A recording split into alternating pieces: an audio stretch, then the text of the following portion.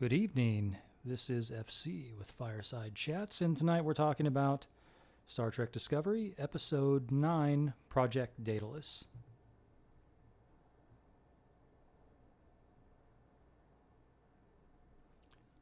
This was a surprisingly good episode of Star Trek Discovery.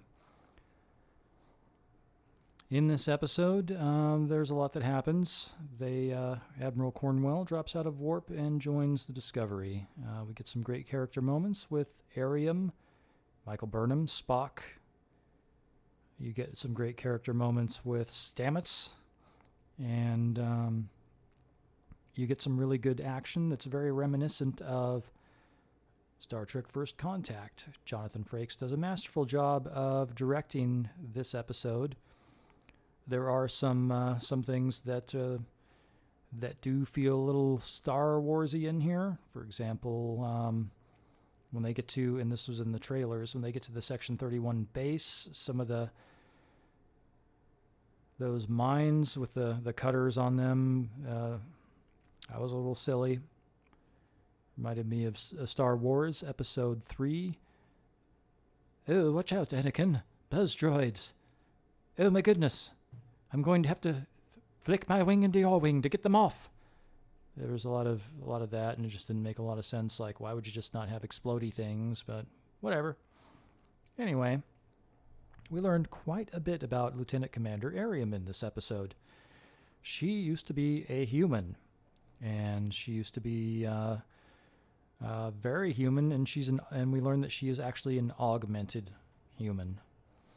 She was in, there's a section where it was very reminiscent of Deep Space Nine, where she's walking on a beach with her spouse, and we see her back in her quarters, and she has what appears to be the remains, ashes, something similar to that, in a vial next to a picture of the memory that she had been playing for us that showed that scene. And I thought that was very tastefully done and well done, and that we needed to know more about Airiam. And Airiam became a vastly much more interesting character in this episode. So this is by far the best episode of Star Trek Discovery that we've had to this point. So with that, let's go ahead and get into spoilers here and talk about it, shall we?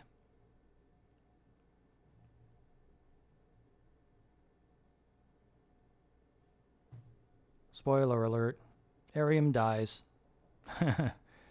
We'll just get right to it. So, in this episode, they go to the Section 31 base, and very reminiscent of a couple of movies, both First Contact and with the Airiam scene, and it was reminiscent of Star Trek VI because they beam in with the gravity off, and they use gravity boots, and they reboot the gravity, and there's floating bodies, and the bodies fall. And they discover that the admiral they thought they were talking to had been dead for 2 weeks. So it's like, uh-oh. And Tilly goes in and tries to unravel the mystery. Also, Admiral Cornwell had, at the beginning of the episode, interrogated Spock, and he passed the lie detector test, but she says, hey, got this footage. This footage has not been altered. Shows him killing them. So there's a bit of a mystery at hand, also like Star Trek VI.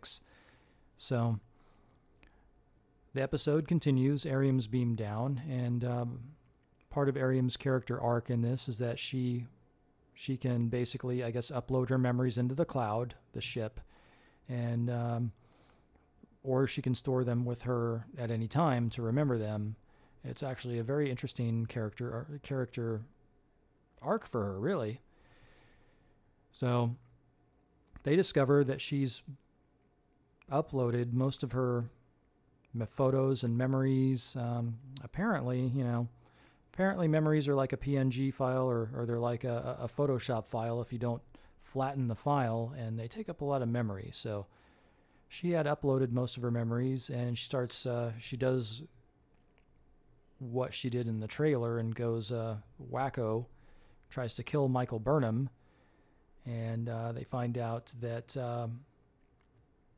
she had uploaded most of her memories into the ship's computer. Though maybe that ties into Calypso, I'm not sure.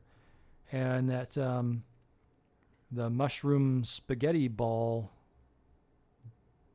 that uploaded its intelligence that they downloaded had uploaded everything that it had on artificial intelligence into Arium.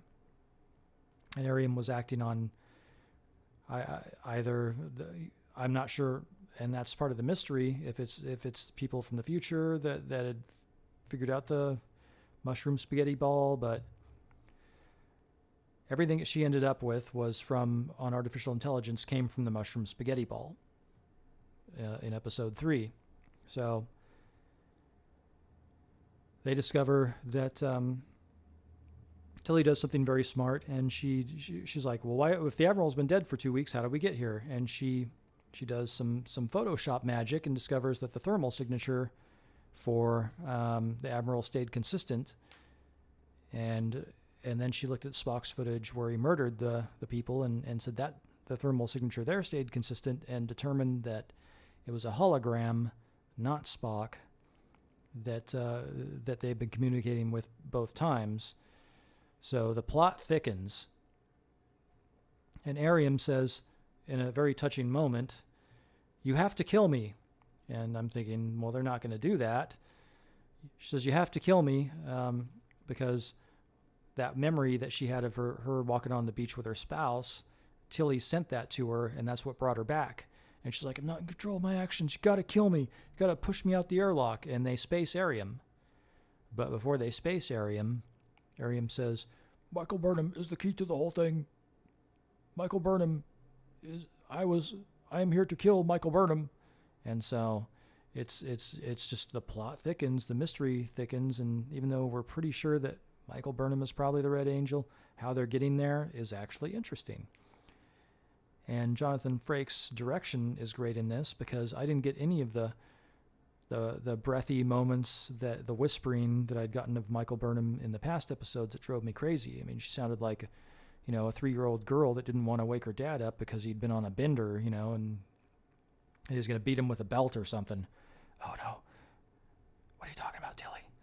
No, don't wake him up. He's going to hit me with his belt.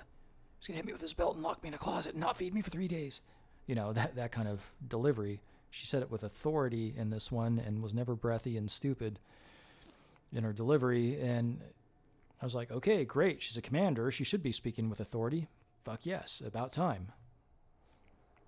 So that was very good. And the episode ended with, unfortunately, Arium, as she died, looking at the memory of her as a non-augmented